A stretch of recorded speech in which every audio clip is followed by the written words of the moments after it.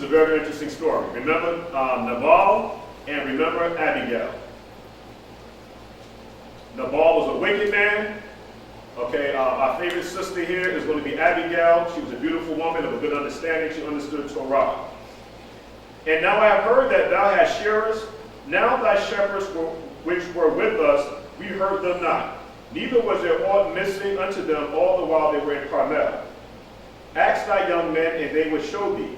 Wherefore let the young men find favor in your eyes, for we come to you on a set apart day, okay, on a festival, which they have it in parentheses. Actually, it's a feast day.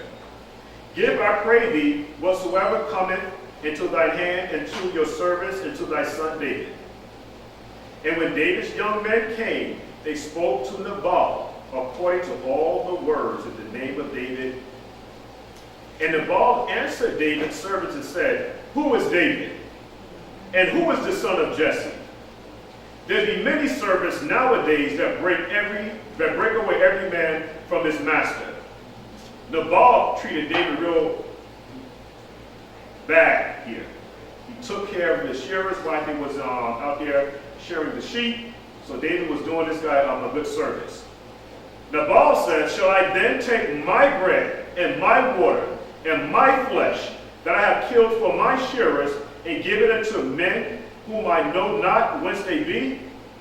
So David's young men turned their away and went again and came and told him all these sayings. And David said unto his men, Gird you every man his sword, because we know that David was a man of war. David was a man of war, all right? And David said unto his men, Gird you every man his sword. And they girded on every man his sword. And David also girded on his sword. And they went up after David about 400 men, and 200 abode by the stuff. But one of the young men told Abigail, okay, Nabal's Isha, his wife, saying, Behold, David sent messengers of the wilderness to salute our master Nabal, and Nabal railed on them. But the men, David and them, were very good unto us, and we were not hurt by David, neither missed we anything as long as we were conversant with them, David and his men, when we were in the field. So they're telling Abigail this conversation that David has been more than gracious to them. They were a wall unto us both by night and day, all the while we were with them keeping sheep. Now therefore know and consider what you will do, for evil is determined against our master, and against all his household, including Abigail. For he, which is Nabal, for he is such a son of that Al. So Nabal's servants are explaining to Nabal's Isha the type of man Nabal is. He's a son of Baal. And we can say other words, but we're not going to do that. Describing what type of man this guy was. All right, he's a son of a, right. That a man cannot speak to him.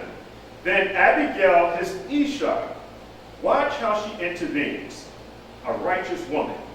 Then Abigail made haste, took 200 loaves, and 2 bottles of wine, and 5 sheep ready dressed, and 5 measures of parched corn, and 100 clusters of raisins, and 200 cakes of figs, and laid them on asses. And she said unto her servants, Go on before me. I find that very interesting because, again, in this type of situations, we always have the male figure going first. All right? That's going to be very important. Whenever we deal with anything, listen, you know what? I'm going to be speaking with your Isha. I just want to let you know that I'm going to be in conversation with her, so there's no problems. That's law. That's just order. All right? Then Abigail made haste and took 200 loaves, we read that, and 200 cakes of figs, and laid them on asses. And she said unto her servants, Go on before me, behold, I come after you. But she told not her husband Nabal. She didn't tell her husband because that guy is, oh my God, she's something else. And as it was so, as she rode on the ass, that she came down by the cover of the hill, and behold, David and his men came down against her, and she met them. Now David had said, surely in vain have I kept all that this fellow had in the wilderness, so that nothing was amiss of all that pertaineth unto Nabal. And he hath requited me evil for good. And more also do Elohim into the enemies of David, if I leave of all that pertaineth to Nabal by the morning light anything that urinateth against the wall. I'm going to clean house, is what David is saying. And when Abigail saw David, she hastened and lighted off the ass, and fell before David on her face in submission, and bowed herself to the ground, and fell at David's feet, and said, Upon me, my sovereign, upon me let this iniquity be. I found that very interesting. We have this woman of understanding is going to act on behalf of her wicked husband and say, let me take the reproach of my wicked husband. That takes a lot of strength. This is what we talk about now, being a sacrifice for one another. So, even though we might be in awkward situations or relationships sometimes, it is still your responsibility to follow Torah. Because you never know, your actions might save the one that's not actually following Torah. Let's see how this story ends here. All right. Yes. She sounds like the same thing Moshe did when he interceded for the people. He said, take my name out the book and let these people. Exactly. What you just mentioned earlier, though, about a leader. She sounds like a leader, one that's in charge. Because you mentioned the men, but you also mentioned the women. Exactly. And so we see now again, there comes a point where, again, a woman has to take charge. Because whenever, and we go to a little bit later, whenever you see a lot of times, not every time, but there's times when you see in Scripture where we see the word house, the word house is actually making mention of a woman. As when Joseph, it is said that the house screamed out, because remember the problem that Joseph was having with the Egyptian woman, and he was second in command and everything like that. They said that the house cried out. When it said that the house cried out, it was the woman that was actually crying out, because she had accused Joseph of trying to rape her, but she was trying to come on to David. To Joseph, all right? So I just wanted to bring that up. So like you said now, it comes to a point where a woman has to stand up, even though her each is acting like a jack behind, right? Maybe like that. All right? And when Abigail saw David, she hastened to light him off the ass and fell before David on the face and bowed on the face to the ground. And verse 25, pick up verse 20, that's all I left off at. Right. Verse 24, and she fell at his feet and said, Upon me, my sovereign, upon me let this iniquity be. And let thine handmaid, I pray thee, speak in thy audience and hear the words of thy handmaid. So she's humbling herself to David. Let not my sovereign, I pray thee, regard this man of Baal. So she's even acknowledging what type of husband she's married to. Even Nabal, watch what she says now, but as his name is, so is he. Wow. All right? So you can only imagine the type of hell this man was putting this woman through. This man's character, okay, and his name is synonymous. Right. But again, she's going to stay with this man, according to Torah, and look how she, again, acts on his behalf. Nabal is his name, and folly is with him. But I, thine handmaid, saw not the young men of my sovereign whom thou didst send. Now therefore, my sovereign, as Yahuah liveth, and as thy soul liveth, David, seeing Yahuah have withholding you, David, from coming to shed blood, and from avenging yourself, that's going to be very important, avenging yourself with your own hands, David, let thine enemies and they that seek evil to David be as Nabal. Because we know at this point, David is running from his life because Saul is still alive.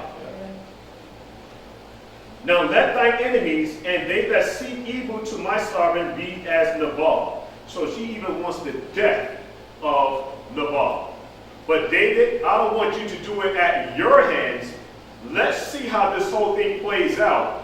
Let's let the father handle this situation as the father handled David's situation with Shaul. All right? Now let thy enemies and they that seek evil to my sovereign be as Nabal. And now this blessing, or this present, thine handmaid have brought unto my sovereign. Let it even be given unto the young men that follow my sovereign. I pray thee, forgive the trespass of thy handmaid. But she didn't do anything. But I pray thee, forgive the trespass of thy handmaid. For Yahuah will certainly make my sovereign a sure house. When it says a sure house, we're talking about what? Because this woman now is beginning to do something that I found very, very interesting. She is now speaking in the Ruach. Okay? Let's watch and listen to how divine this woman is. I pray thee, forgive the trespass of thy handmaid. For Yahuah will certainly make my sovereign a sure house. We're talking about the bloodline and the lineage of David. That's what the house means. Blessed because my sovereign fighteth the battles of Yahuah. And evil have not been found in you, David, all your days. This is before Uriah the Hittite. Yet a man is risen to pursue you and to seek your soul, David. But the soul of my sovereign David shall be bound in the bundles of life with Yahuah, your Elohim. And the souls of thy enemies, David, them shall be slung out as out of the middle of a sling. Okay? And it shall come to pass, when Yahuah shall have done to my sovereign according to all the good that he has spoken concerning you, and shall have appointed thee ruler over Israel. This is a prophecy. A prophecy. Because when David was running from Shaul, Shaul was a Benjamite, right? He was a Benjamite. When David became king, David only ruled over the house of Judah. Before the story of Rehoboam and Jeroboam, there was already a split between northern kingdom and southern kingdom. We have the house of Benjamin, and we have the house of Judah. We're talking about David. So she's prophesying that, you know what? After the death of Shaul, we're going to find a situation later on in the teachings now is that there's going to be a guy by the name of Abner. He's going to actually bring Israel, or Yashra'al, over to the house of David, unifying both houses. All right? This woman here is not an ordinary woman.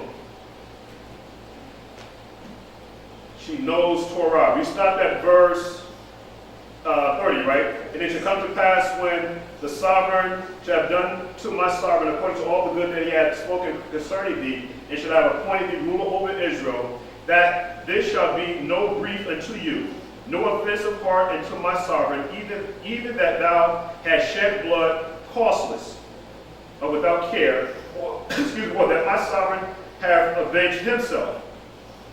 But when Yahuah should have dealt well with my sovereign, then remember thine handmaid. That's going to be very, very important.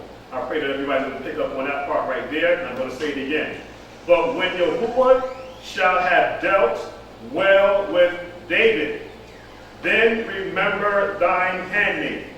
Anybody know what that means yet so far? Have anybody read this story? You know what it means? Miriam?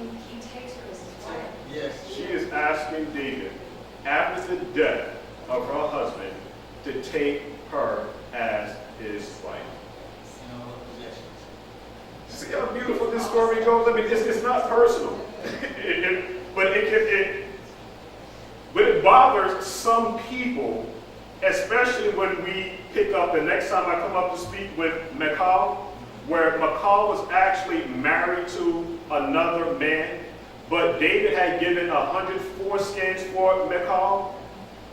And even though she was married to another man, but Shaul said that she can be your wife, so she was already betrothed.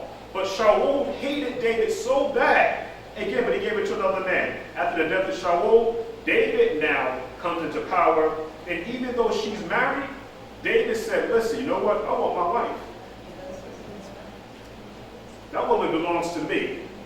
The story goes on to tell, as this woman is leaving to go to David, the man who she was with, he's following behind her crying, wanting her to come back home.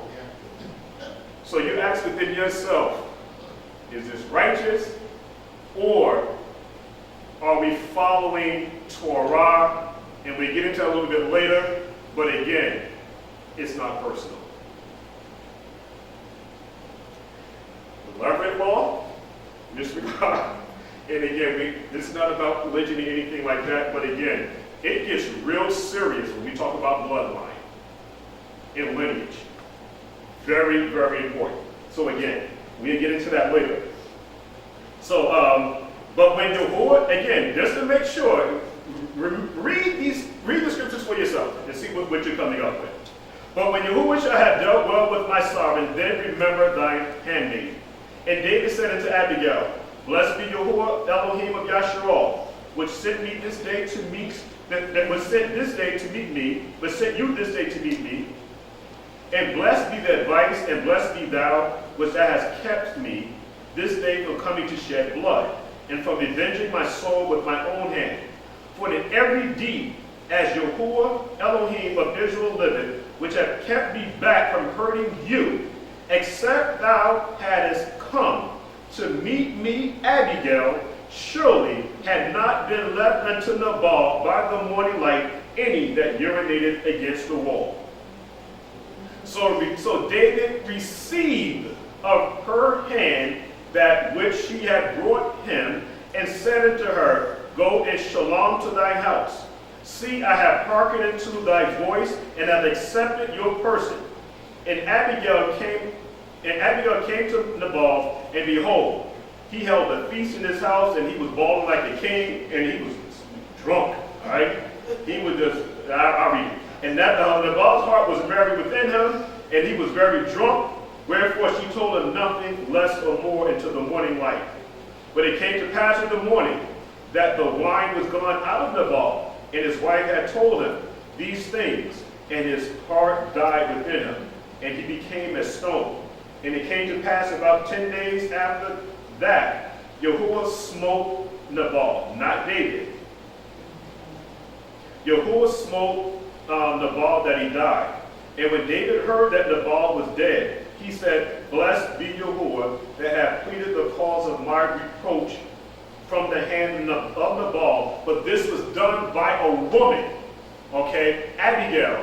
We do uplift women here. Okay, so this divine intervention came through a woman. Okay, she acted on Nabal's behalf. And when David heard that Nabal was dead, he said, blessed be Yahuah that hath pleaded the cause of my reproach from the hand of Nabal, and hath kept his servant from evil. For Yahuah hath returned the wickedness of Nabal upon his own head. And David sent and communed with Abigail to take her to him to wife. So the word Zohar, he remembered her, and he was honored that she actually prevented him for taking matters into his own hand, and it was actually Yahuah that destroyed Nabal and not David. And she arose and bowed herself on the face of the earth, and said, behold, let thy handmaid be a servant to wash the feet of the servants of my sovereign. And Abigail, she tasted, she was happy. I'm no longer this wicked guy anymore. You know, I can now do my thing. And Abigail hasted and rose and rode upon an ass with 5 damsels of hers that went after her. And she went after the messengers of David, and she became his wife. And I read on. David also took Animon of Jezreel, and they were also both them his wives, but Shaul had given again Michal, his daughter, David's wife, to Phalti, the son of Laish, which was of Galilee. So, we're going to begin to talk about David now. All right, we're going to go into Bathsheba, some of the other wives that's going on with David. We're going to talk about the wars that David fought, and we should get now a better understanding of bloodline, the war between Benjamin, the house of Benjamin, which is Shaul, and the house of David. We're going to talk about that, and we're not going to get into like the stake of the scriptures here. And so we got 8 chapters of a precursor to Kings. So we should have no problem. Everybody should just skate. No issues when we begin to read some of these controversial or so-called controversial scriptures in the book of Kings regarding David. All right? So, Mr. McCall, that's all that I have. I shut it down from here because we'll be here for another hour. All right? So that's what I have, Mr. McCall, for today's lesson.